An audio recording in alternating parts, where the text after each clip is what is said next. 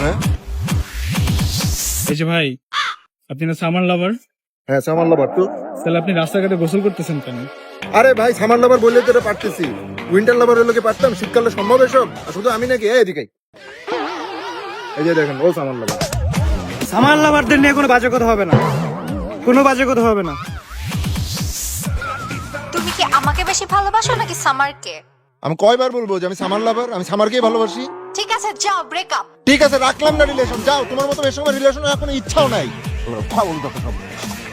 Summer ভালো লাগে না, রিলেশন করতে আসছে আমার সাথে। ভাই সামার আপনাদের এত ভালো লাগে? হ্যাঁ, ভালোই তো লাগে, খারাপ লাগার কি আছে? দেখতেছেন না?